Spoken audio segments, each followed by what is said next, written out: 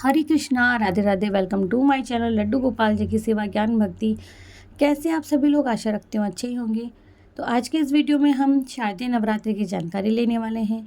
महत्व क्या है, कब से पड़ रही है और जो घट स्थापना का मुहूर्त है, ये सारी जानकारी हम इसी एक वीडियो से लेने वाले हैं। तो हमारे हिंदू धर्म में नवरात्रि का विशेष महत्व है। पंचांग के अनुसार हर साल 4 बार नवरात्रि पड़ती है, जिसमें से 2 गुप्त नवरात्रि होती है जो गृहस्थ लोगों के लिए खास नहीं मानी जाती है, ना ही वो लोग करते हैं। इसके साथ में एक चैत्र महीने में पड़ती है, दूसरी जो पड़ती है वो अश्विन मास में पड़ती है, जो कि अब आ रही है शारदीय नवरात्रि। तो चैत्र नवरात्रि मार्च या फिर अप्रैल में आती है और शारदीय नवरात्रि जो है अक्टूबर के महीने में पड़ती है।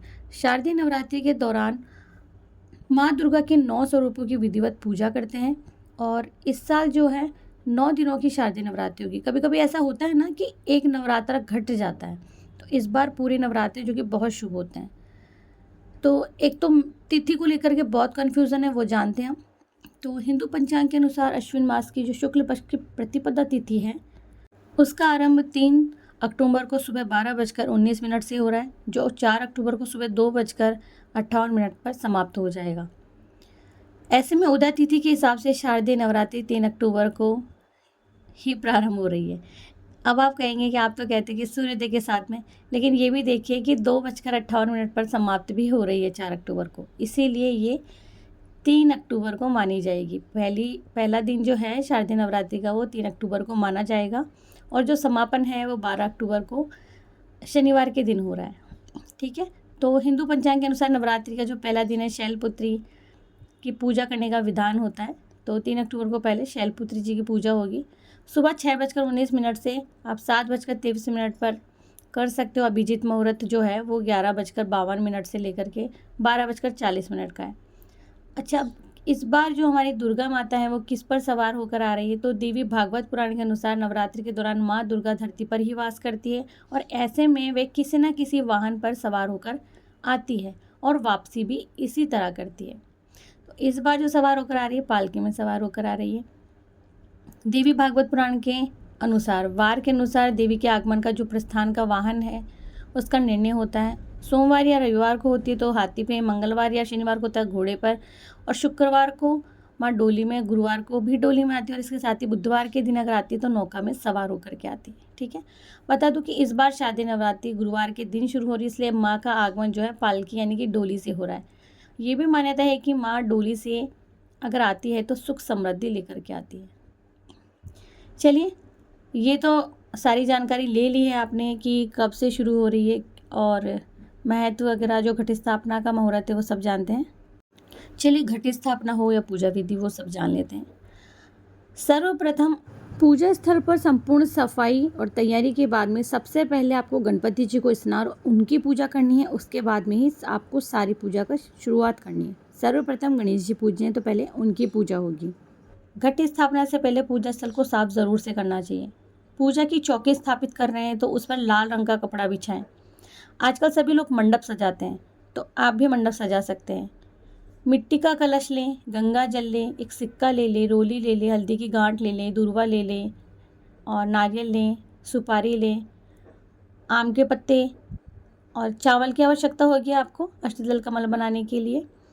पूजा में आप माँ को 16 श्रृंगार अर्पित करेंगे, तो 16 श्रृंगार चाहिए। एक लाल रंग का कपड़ा, चुनरी, दक्षिणा, जो भी आप जितना आपका सामर्थ्य है, ये सब चीज़ें पूजा के लिए आपको। रोली, मोली कलावा को कहते हैं।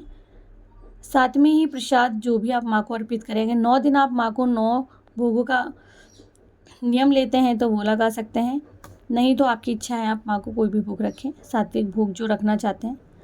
तो सर्वप्रथम आप मिट्टी का कलश ले लें, चौकी स्थापित करके गंगा जल ले लें, सिक्का, रोली, हल्दी की गांठ, दूर्वा, सुपारी इत्यादि लेकर के आप कलश में स्वास्तिक बनाकर रिद्धि सिद्धि के साथ स्थापित करें और 5 पत्ते आम के लगाकर उसे किसी भी कटोरी या ढक्कन से ढक दें। फिर ऊपर नारियल रखने से पहले नारियल की पूजा करें, लाल रंग के कपड़े से उसे बांधें, कलावा लगाएं और रोली की छींटे लगाएं या टीका लगाएं। फिर आप जो है कलश स्थापित करें। कलश के नीचे आप सप्तधान भी रख सकते हैं और अष्टदल कमल भी बना सकते हैं। तो नवरात्रि के प्रथम दिन ही थोड़ा समय भी लगता है, कलश स्थापना की जाती है, घट स्थापना होती है, तो जिसके बिना आपकी जो पूजा है ना वो बहुत अधूरी मानी जाती है, यानी कि दुर्गा पूजा इसके बिना अधूरी है, कलश स्थापना के बिना अधूरी है।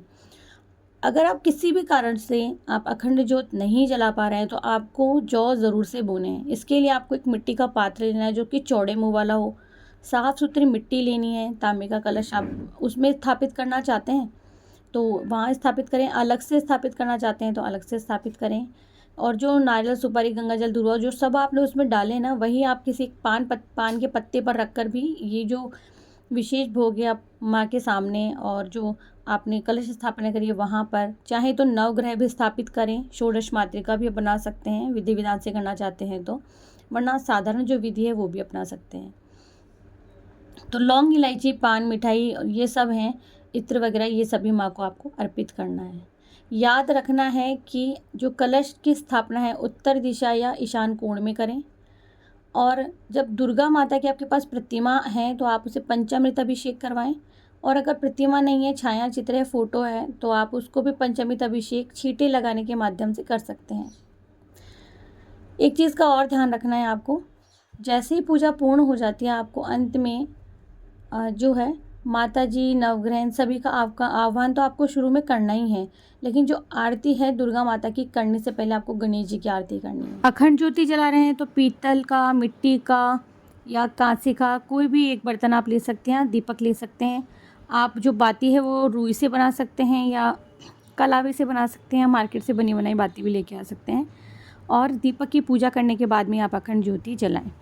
9 दिन तक आप हवन सामग्री तैयार करके रख लें पहले से। 9 दिन तक आप हवन भी कर सकते हैं।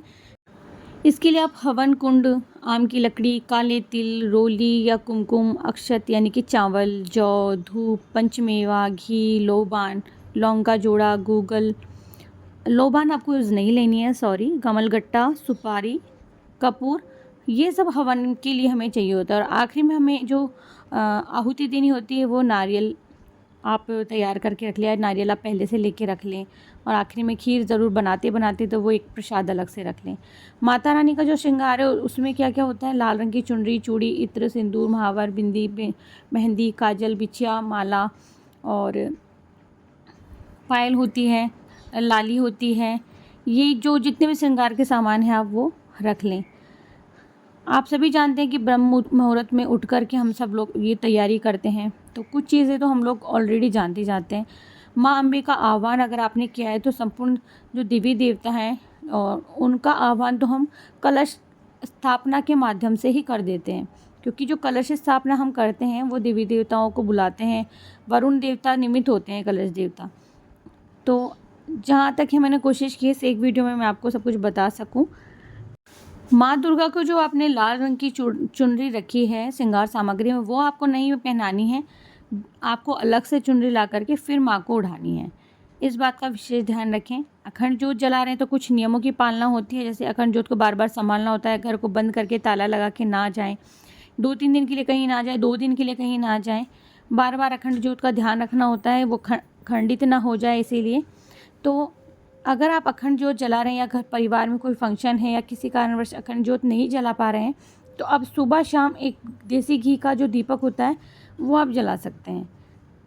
पूजन की जो सामग्री है वो बाईं ओर रखेंगे और आप जब पूजा करने के लिए बैठेंगे तो पूर्वी दिशा की ओर मुख करके बैठेंगे। और जो जल का पात्र और शंख है वो ये सब भी आप बाईं ओर रखेंगे। ठीक है, तो एक बार आपको संपूर्ण सामग्री बता देती हूँ।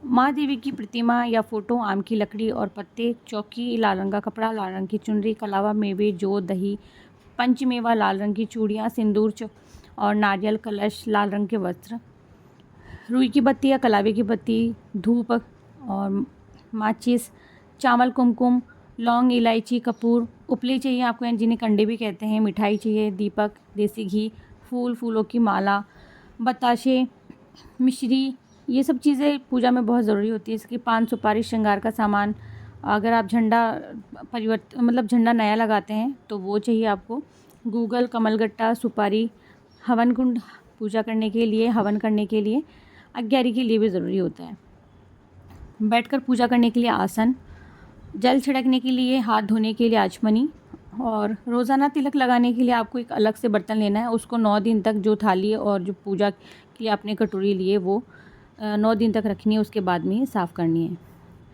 तो आपने अगर 9 दिन तक अखंड जोत और ज्वारे बोए हैं तो आपको वहीं पर शयन भी करना है। तो मैंने कोशिश की आपको इस एक ही वीडियो में संपूर्ण जानकारी देने की। तो आप सभी को आने वाली नवरात्रि की ढेर सारी शुभकामनाएं। वीडियो कैसा लगा ज़रूर से बताना, अच्छा लगे तो प्लीज़ शेयर कर दीजिएगा। मैं मिलती हूँ नेक्स्ट वीडियो में, तब तक के लिए हरे कृष्णा, राधे राधे।